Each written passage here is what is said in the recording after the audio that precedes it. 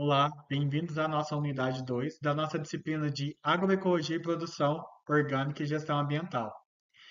Como podemos ver, no primeiro encontro na unidade 1, nós entendemos qual que era o cenário geral e o porquê da sustentabilidade deixou de ser tendência para virar um critério de sobrevivência no campo.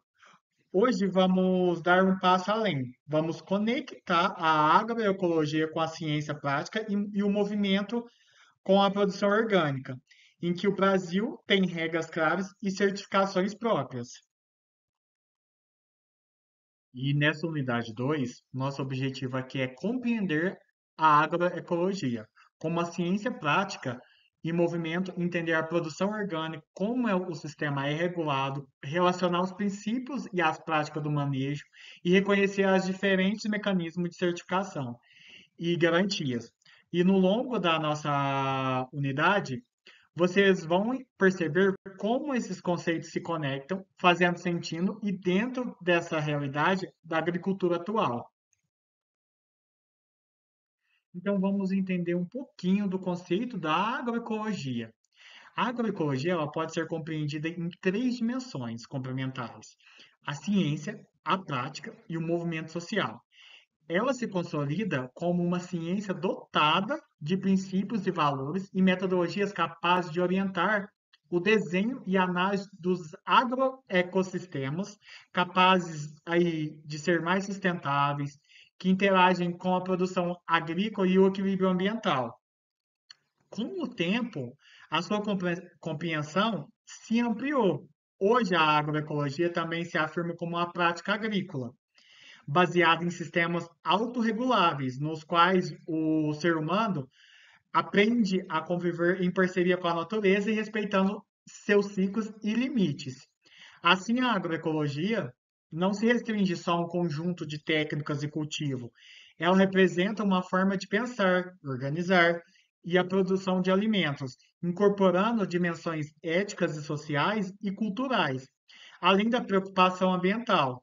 Entre outras palavras, aí podemos entender que é uma abordagem que busca unir a ciência, a prática e a transformação social em prol de sistemas alimentares mais justos e sustentáveis. Então, como podemos ver, a agroecologia ela vai muito além das práticas de campo.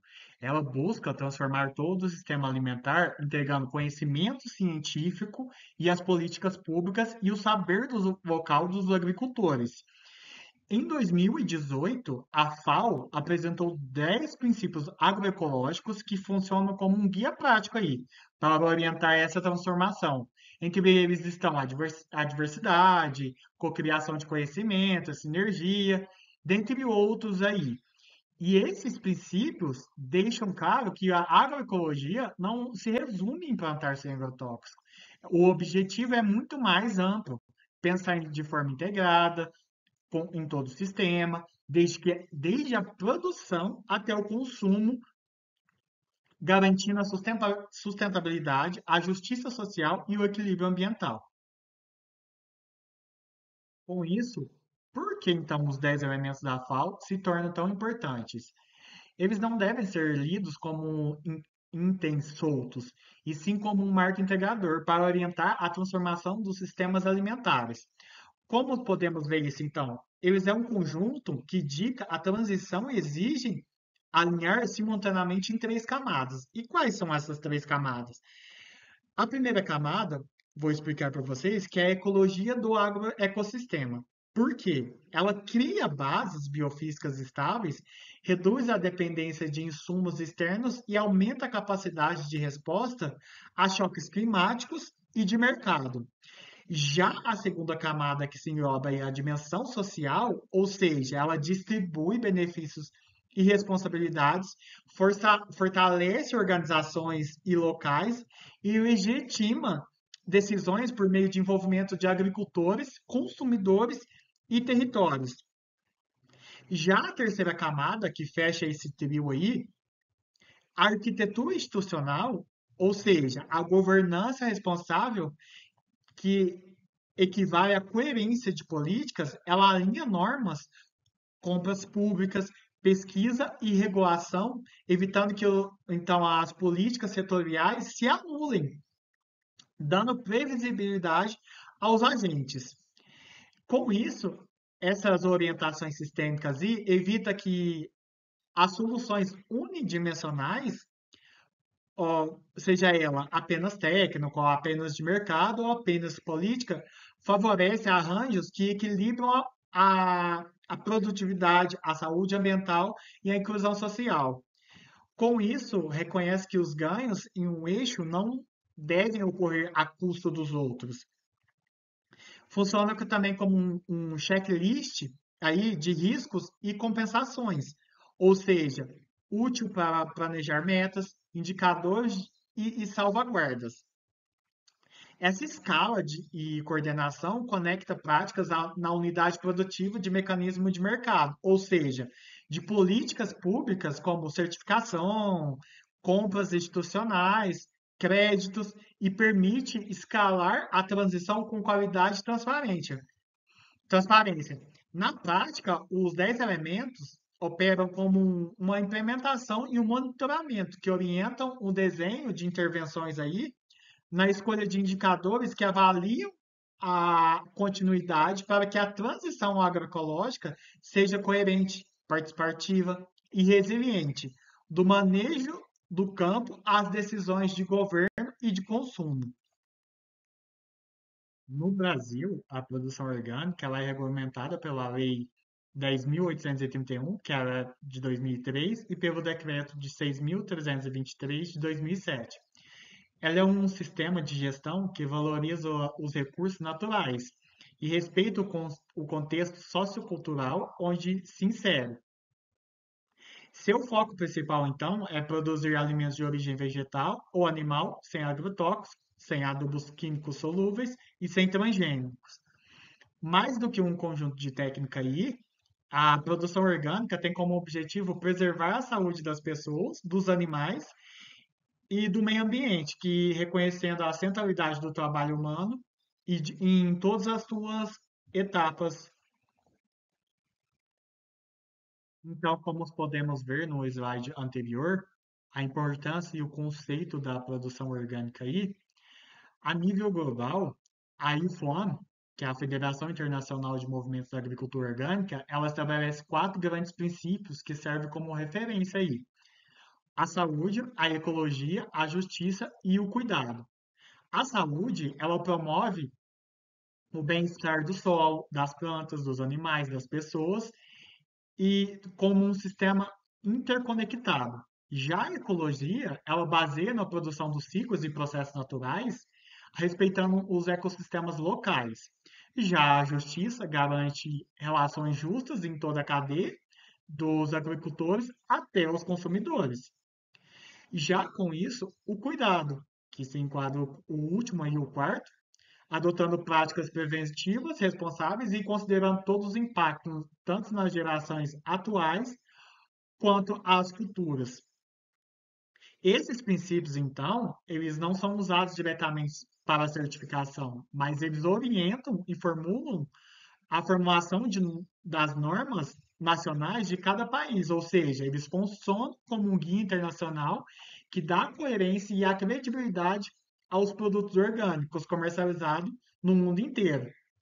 A grande contribuição, então, da InfoAm é mostrar que a agricultura orgânica não se resume em técnicas de cultivo.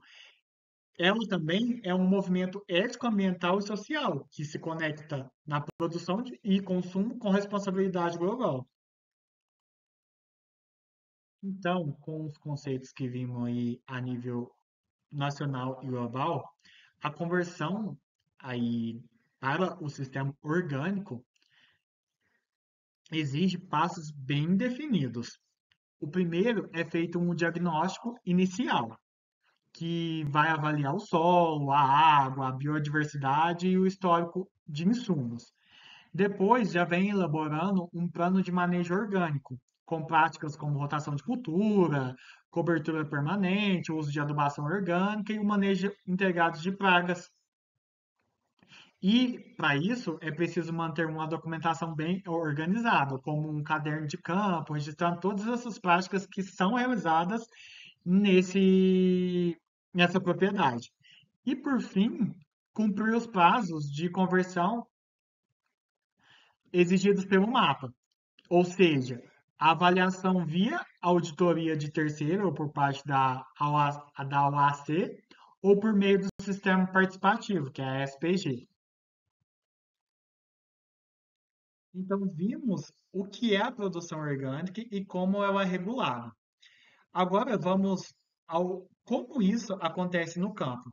Da forma prática, como a legislação ela se materializa no nosso dia a dia.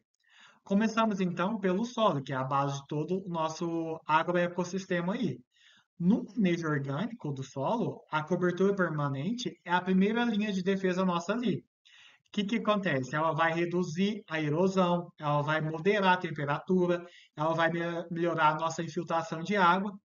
Em paralelo, podemos usar também, juntamente, a adubação verde, como, por exemplo, leguminosas, milhetos ou braquiária. O que isso vai fazer? Vai fazer com que abasteça o nosso sistema com biomassa e matéria orgânica, alimentando então a nossa biota do nosso solo. Já as leguminosas, elas também vão viabilizar a fixação de nitrogênio, diminuindo então a dependência de adubos externos. Esse conjunto, ele ainda ajuda a suprimir aquelas plantas daninhas que podem surgir espontaneamente, que ela pode aí causar uma competição por luz, água, nutrientes aí, então, no nosso ambiente. E para acompanhar o nosso manejo, que se está no caminho certo aí, nós usamos alguns indicadores de solo, que é recomendado pela Embrapa. Essa estrutura, ela conta como a estrutura do solo, a porosidade, a atividade biológica ali, que se tem a presença de micro-organismo, isso vai refletir, então, a nossa qualidade e a funcionalidade do nosso agroecossistema. Então, se o solo está coberto, diverso e bem estruturado, a planta sofre menos estresse e a doença gosta de estresse. Agora vamos ver como esse ambiente preventivo se traduz no manejo das doenças. O manejo de doença em sistemas orgânicos, ela segue um princípio de prevenção, ou seja, ali trabalha com uma rotação de cultura, cobertura ajudam a reduzir a janela de infestação, práticas de higiene como manejo de irrigação, permite regular o microclima e diminuir a ocorrência de doenças. A utilização de bioinsumos e extrato pode ser usados, mas sempre daquela forma criteriosa e com registro, ou seja, conforme a legislação ali estabelece. E a chave é desenhar um sistema de forma preventiva e comprovar cada ação por meio de documentação, garantindo aí, então, a nossa rastreabilidade. Então, caminhando aí para a terceira etapa, aí, que são as etapas importantes durante a nossa produção no sistema orgânico, no caso das pragas, a lógica é semelhante ali, é prevenir, monitorar e agir. A prevenção começa pelo desenho do sistema, garantindo ali a diversidade, o escalonamento de cultivo e o manejo do microclima. Ou seja, o monitoramento é contínuo com armadilhas e inspeções de campo. Quando necessário, aplica-se o controle biológico, conservando inimigos naturais e usando agentes de forma criteriosa. Ou seja, é importante nós lembrarmos que as perdas por pragas e doenças podem chegar até 40%. Por isso, o objetivo central de manter essas pragas sempre abaixo do nível de dano econômico com previsibilidade. Vimos o manejo a nível de um talhão e, como exemplo, falamos um pouco sobre o solo, a prevenção de doenças e pragas. Agora vamos ampliar um pouquinho a lente para comparar os resultados sistêmicos entre os modelos de produção. Ou seja, aqui nesse gráfico, é, podemos comparar o sistema de produção convencional e o orgânico. a partir de diferentes indicadores econômicos, sociais e ambientais. Com isso, vamos então no sistema convencional, como vocês podem ver no primeiro círculo aí, observa uma vantagem em pontos como produtividade e lucro imediato, ou seja, o resultado do uso de insumo sistêmico e tecnologia de alta resposta. Por outro lado, esse modelo apresenta limitações em aspectos ambientais e de saúde, com maior exposição dos trabalhadores a agrotóxicos, o menor contribuição para a biodiversidade e o serviço do ecossistema ali existente. Já no sistema orgânico, que fica aí já do lado direito, ele se destaca por indicadores ligados à qualidade do solo, biodiversidade, redução da poluição da água, a qualidade nutricional dos alimentos, além de minimizar a presença de resíduos químicos, ou seja, entretanto, costuma apresentar produtividade mais baixa e um custo de produção mais elevado, exigindo aí um maior investimento na mão de obra e prática de manejo. Assim, o gráfico ele mostra que nenhum sistema é superior em todos os critérios. O convencional ele tem de ser mais competitivo em curto prazo, em uma alta escala de produção, enquanto o orgânico ele apresenta um maior alinhamento com a sustentabilidade socioambiental de longo prazo. A escolha entre eles depende do contexto produtivo, da política pública de incentivo e das demandas de mercado que são existentes aí no nosso âmbito de produção.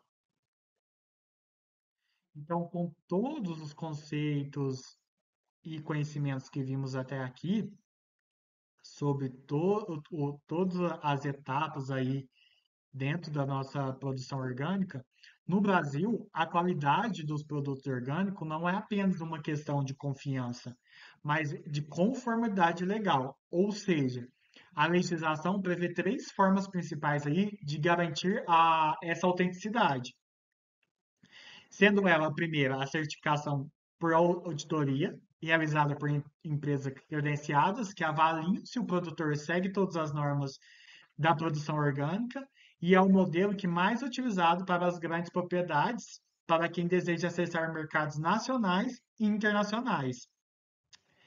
Já o sistema participativo de garantia, que é a SPG, ela envolve redes de produtores técnicos e consumidores que, de forma colaborativa, eles avaliam e acompanham os processos produtivos. Isso fortalece a organização social e a transparência. Então, entramos no controle social para a venda direta, ou seja, aplicável a agricultores e familiares que vendem diretamente ao consumidor, sem certificação formal, mas como um registro em órgãos públicos. Aqui a confiança é construída pela proximidade entre produtor e consumidor. Ou seja, o sistema brasileiro ele permite tanto mecanismos mais formais, voltados ao mercado global, quanto alternativas que valorizam a agricultura familiar e a participação social. E além das formas de certificação no Brasil, existem instrumentos que reforçam essa credibilidade e a rastreabilidade dos produtos orgânicos.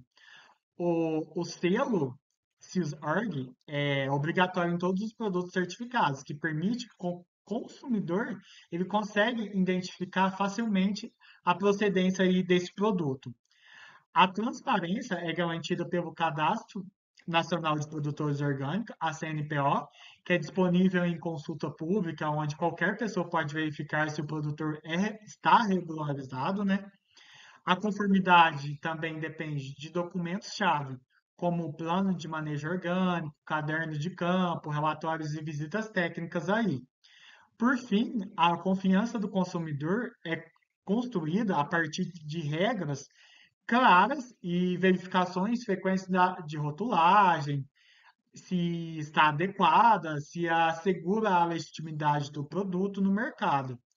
Dessa forma, a conformidade não é apenas um requisito burocrático, ela é a base da confiança entre os produtores, consumidores e as instituições reguladoras aí.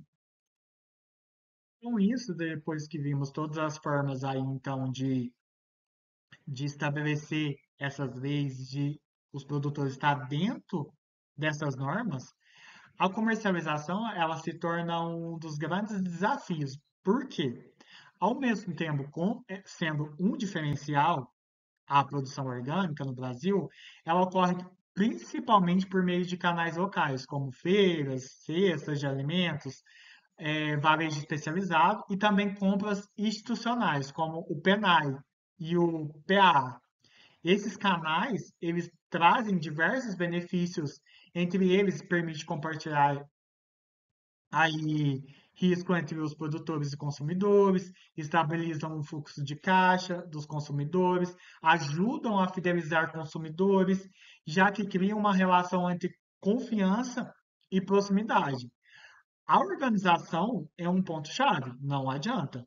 É comum o uso de contratos simples ou planejamento de calendários de colheita, comunicação direta entre os produtores e consumidores. Isso garante uma previsibilidade e fortalece essa rede de abastecimento.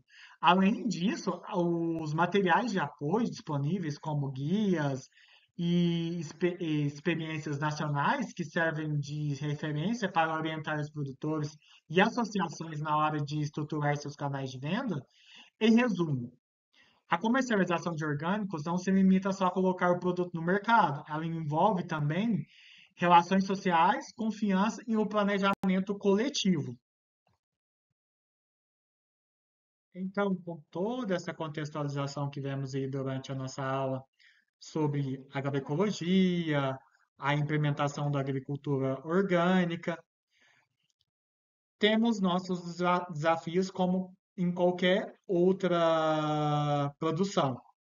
A agroecologia e a agricultura orgânica, elas avançaram muito nos últimos anos, mas ainda enfrentam grandes desafios para consolidar seu espaço no sistema alimentar. Ou seja, um dos primeiros pontos é a convivência com a agricultura convencional, que domina o mercado e muitas das vezes ela compete em condições desiguais. Além disso, há dificuldade no acesso de sementes orgânicas, na organização coletiva de produtores, especialmente em relação à comercialização. Outro desafio importante é a assistência técnica e a capacitação dos agricultores. Muitos deles ainda não têm um apoio especializado suficiente para implementar práticas agroecológicas e de forma eficiente. A certificação também continua sendo um entrave, ou seja, pelo custo, pela burocracia envolvida. Há ainda questões estruturais, como o período de conversão das áreas, que pode ser longo e financeiramente desafiador, a necessidade de ampliar a pesquisa científica, o ensino em agroecologia, fortalecendo a base de conhecimento. Por fim, não podemos esquecer de apoios das políticas públicas e da imagem da agroecologia perante a sociedade. Ou seja, muitas vezes ela é vista apenas como um movimento político e não como um campo sólido de conhecimento e prática técnica. É essencial, então, nós poder superar essa visão reducionista, né, que mostra que a agroecologia combina também com a ciência, a prática de transformação social. Ou seja, desafios são múltiplos, técnicos, econômicos, sociais e políticos, mas eles representam também a oportunidade para consolidar um modelo agrícola mais sustentável e justo no futuro. Com isso, todo esse conceito, a contextualização aí da agroecologia e da agricultura orgânica, finalizamos nossa unidade 2 e vejo vocês na unidade 3.